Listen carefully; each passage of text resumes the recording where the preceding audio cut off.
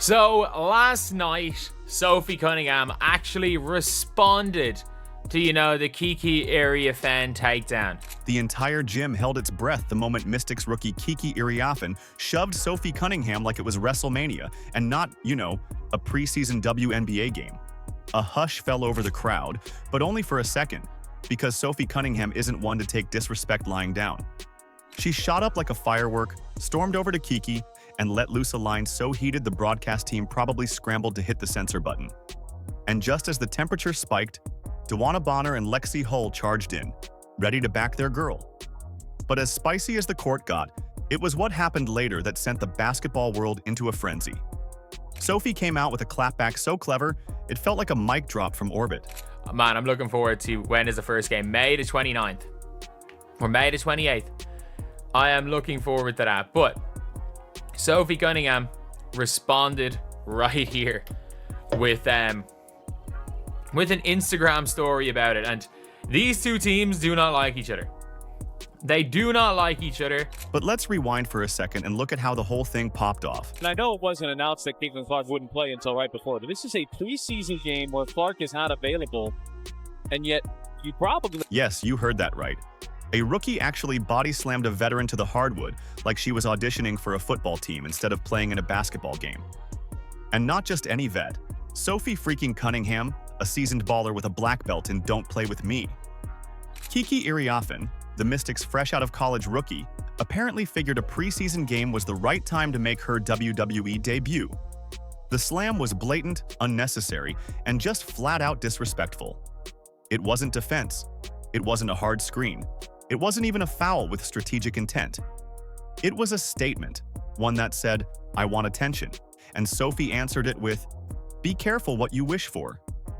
Are you ready to hear how Sophie broke her silence? If you support Sophie and the entire Fever team, comment "Fired up for the Fever" down below. Let's go. What are we doing? Right there, you can see Sophie telling her after that flagrant, "You don't mother effing do that. You don't mother effing do that." Sophie's response was immediate and righteous. She sprang up and got in Kiki's face like she was protecting the WNBA's honor. "You don't bleeping do that," she barked, basically summing up every veteran sentiment watching from home. That's not just adrenaline, that's earned dignity talking. You don't knock down vets like that unless you're trying to become public enemy number one. And to make it worse, Kiki smiled. Not the kind of, "oops, my bad" smile. This was a smirk, the villain art grin of someone who thinks instigating earns stripes. Spoiler alert, it doesn't. And that's Kiki Iriafen, and I got to tell you, here we go with the smiling like you've done. I don't get it. This is the worst part of the WNBA. It is. A ton of reaction. The smiles afterward, let's get negative. But the Mystics weren't done targeting Cunningham. Later in the game, Brittany Sykes delivered another unnecessary shove, sending Cunningham crashing to the floor again. It wasn't subtle. It wasn't basketball. It was bullying, plain and simple. A clear pattern emerging of Washington players singling out Cunningham. This was another one right here. This was Brittany Sykes, and DeWanna Bonner got involved in this one. She did.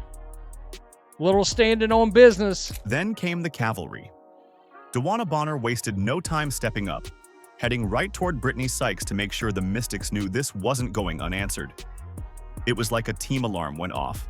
One of theirs had been hit, and now it was all hands on deck. That's what true teams do. You mess with one Fever player, you deal with the whole hive. And all I will say is it's going to be a fun couple of games. The Fever, when is the first time they play the Mystics? This is what you want to see. You want to see hype. Rewatch the footage, and it's clear. This wasn't even close to a basketball move. Kiki didn't box her out under the rim. She grabbed her and slammed her to the floor. Period. A play with zero basketball relevance that screamed one thing: "I want a headline." And oh, she got one. Just not the kind she wanted. It's going to lead to a heated rivalry game. It's going to be leading to that on the 28th of May. We are still in the month of May. We get to watch these two teams go at it again. And I stand by this. this was absolutely not. This is not going to be the first time or the last time Sophie Cunningham is going to get into some sort of a brawl next season. As expected, social media lit up like Times Square. Fans weren't having it. Everyone from casual viewers to hardcore WNBA lifers blasted the Mystics for bringing street fight energy to a sport built on finesse, precision, and mutual respect. The general consensus? That wasn't a power move. That was a cheap shot. Even as coach Stephanie White tried to smooth things over in the post-game presser, Sophie's face told the full story. Yeah, this was the response. I'm just a girl, but I only play WWE with my sister, so chill. And obviously while posting a clip of that. But here's where things got legendary. Sophie didn't spiral into drama or demand a league review. She did something way better. She hit Instagram with the most casually savage response of the year. No paragraphs, no emotional breakdown. Just one icy post that said, "I'm just a girl and I only play WWE with my sister." So chill. Instant classic. The subtext? Don't flatter yourself. You're not the villain. You're the warm-up act. Yeah, kind of random thrown to the ground. Maybe I need to hit the weight room. That was not a good look. But she had my back, and I think that's what it's all about, right? I think that we have a huge target on our backs, and I don't think that's a secret. And so making sure that our locker room's like this, and that will naturally flow onto the court, and I think you guys saw that today. That's how you shut someone down without breaking a sweat. Sophie used humor like a scalpel.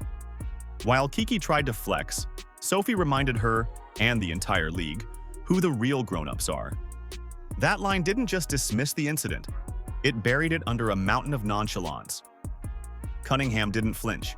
She didn't fume. She hit back with a smirk and a black belt's worth of confidence. And speaking of black belts, did we mention Sophie earned hers in Taekwondo at 6 years old? That's right. While most of us were struggling to tie our shoes, Sophie was already training in the art of precision strikes and controlled strength.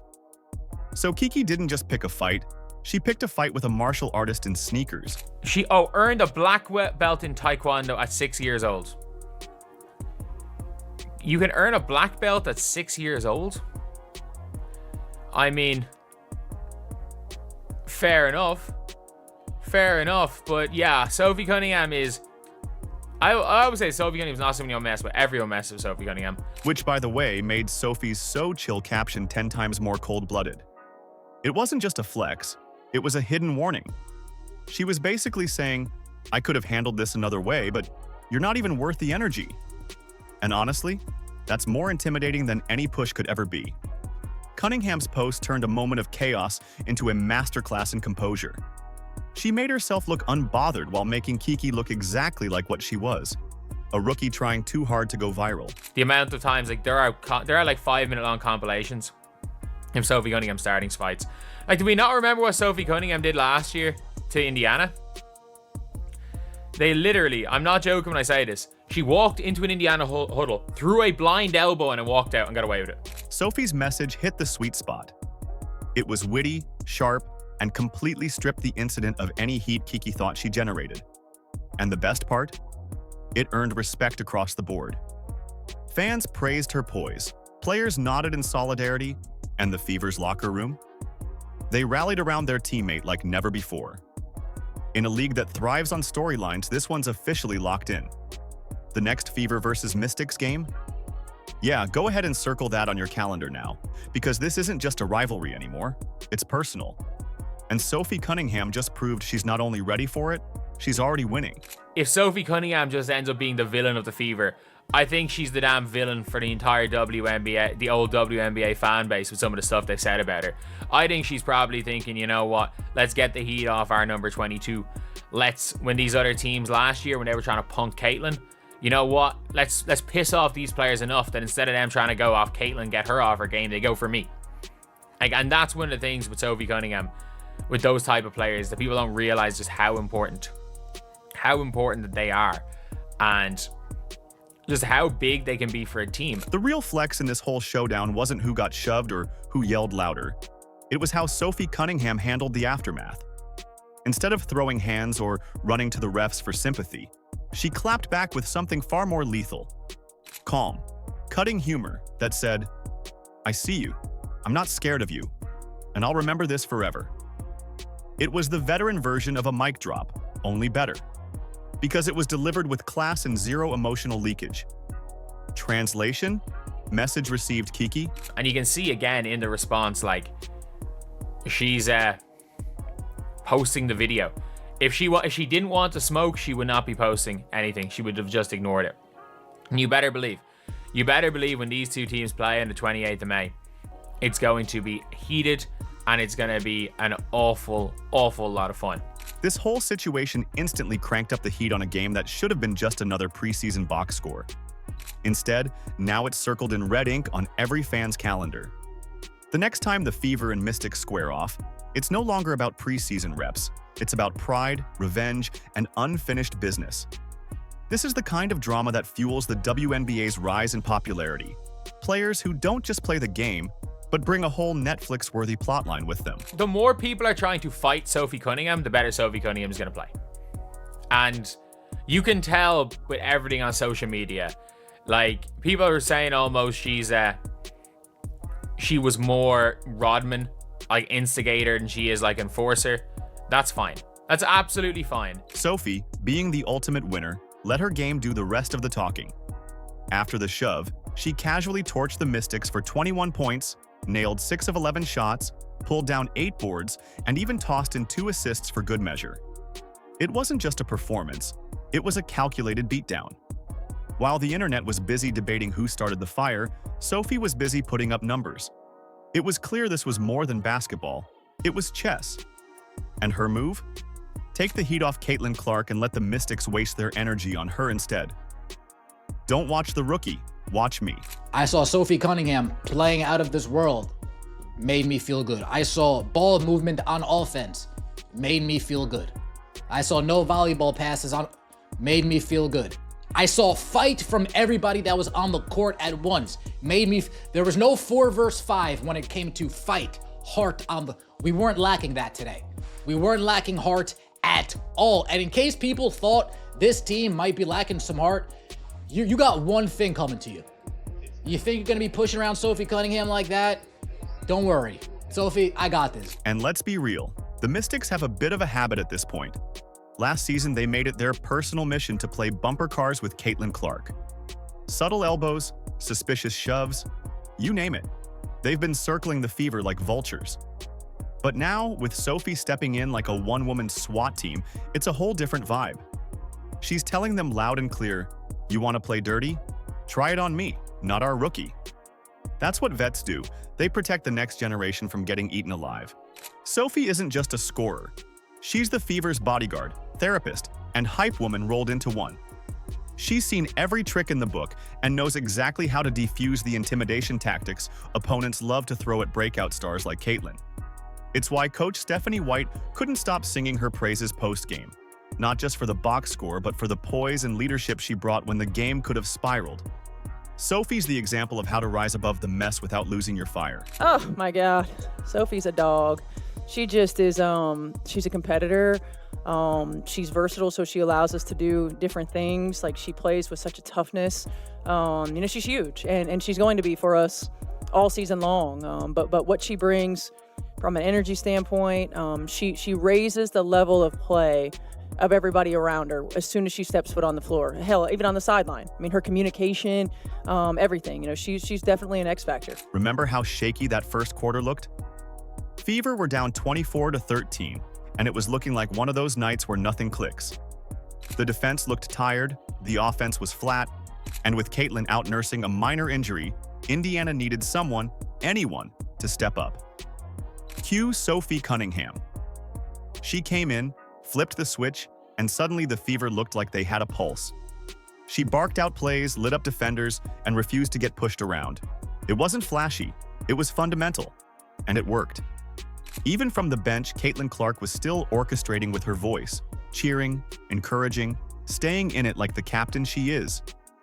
But it was Sophie who carried the torch on the court. She didn't just fill the gap, she reshaped the whole energy in the building. Her physical presence and attitude created space for everyone else to breathe, play, and believe. You can't measure that in stats, but the impact was everywhere. You had like Caitlin take over a huddle, Austin took over a lane. So many of you guys would pull each other aside. Why do you feel like you guys are so in tune with one another already?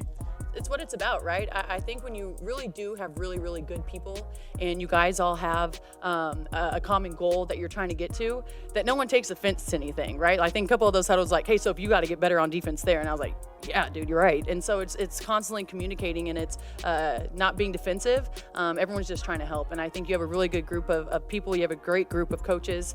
And again, I just think it's a great combo that if you're willing to have a growth mindset, good things are going to happen here in Indiana. What makes Sophie even more essential is the way she becomes a buffer between chaos and calm. Teams with a phenom like Caitlin Clark need someone who can absorb the noise, fight the battles, and lead by example. With the next Fever versus Mystics game looming, the pressure's on. But Sophie's made it clear she's not just ready for it, she's expecting it.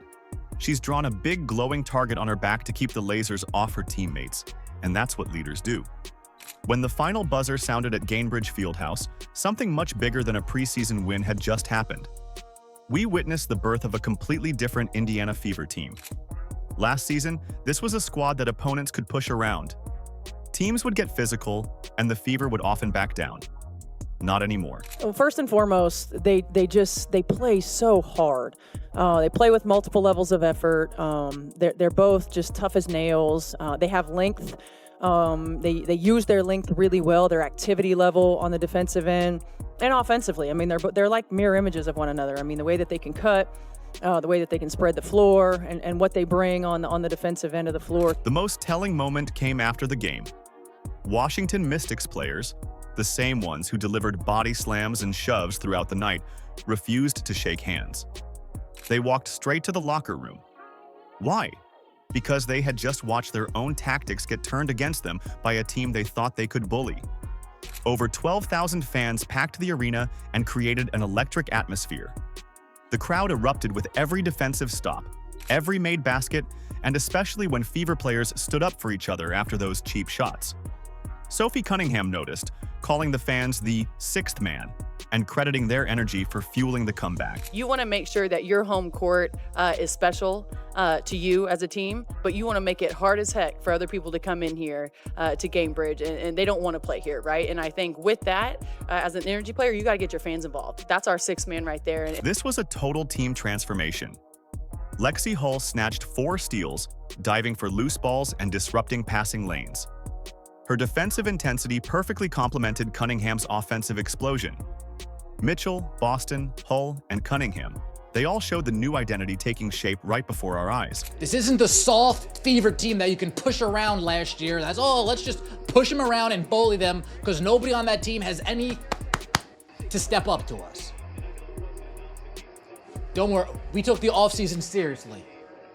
While you guys were playing dilly-daddle over there in Miami, we were taking the offseason serious. The veteran additions have completely changed the team's DNA.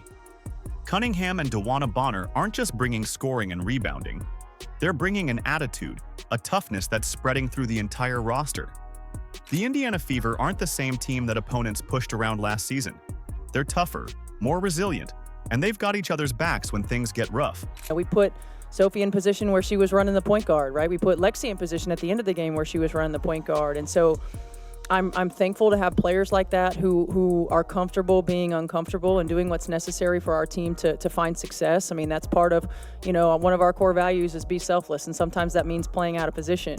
And I thought they both did a great job of that, but really like their energy and competitive spirit. The Mystics tried to use physical intimidation as a strategy, and it completely backfired. Instead of breaking the Fever's spirit, they unified them. Instead of establishing dominance, they awakened a sleeping giant. That's why they couldn't face the Fever in the handshake line.